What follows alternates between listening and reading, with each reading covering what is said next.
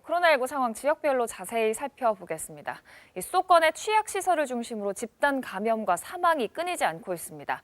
서울의 장애인 생활시설에서 수십 명 확진자가 나와서 시설 전체가 격리됐고, 부천의 요양병원에서는 어제도 사망자가 또 늘었습니다. 강병수 기자가 보도합니다.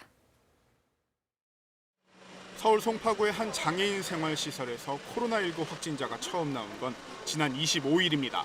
입소자와 시설 관계자 등 6명이 감염됐습니다.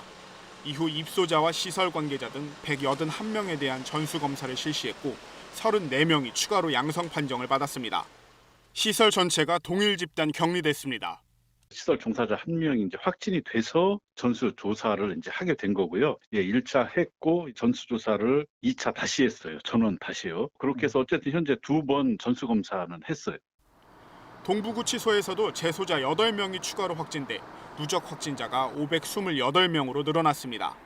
감염 취약시설인 요양병원 등을 중심으로 한 확산세는 계속됐습니다.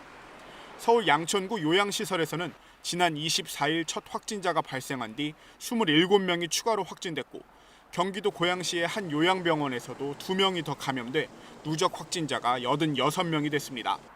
특히 그제 하루만 사망자 6명이 나왔던 경기도 부천의 요양병원에서는 어제도 사망자가 2명 더 늘었습니다. 8, 90대의 고령 확진자였던 이들은 격리 중인 요양병원에서 양성 판정을 받은 뒤 숨졌습니다. 이로써 부천 요양병원 관련 사망자는 34명으로 늘어났습니다. 이처럼 요양병원 관련 집단 감염이 끊이질 않자 방역당국은 종사자 관리 실태 등에 대한 합동점검을 강화하기로 했습니다. 방역관리가 미흡할 경우 행정처분이 내려집니다. 한편 수도권 임시선별검사소에서는 그제 111명이 확진됐습니다.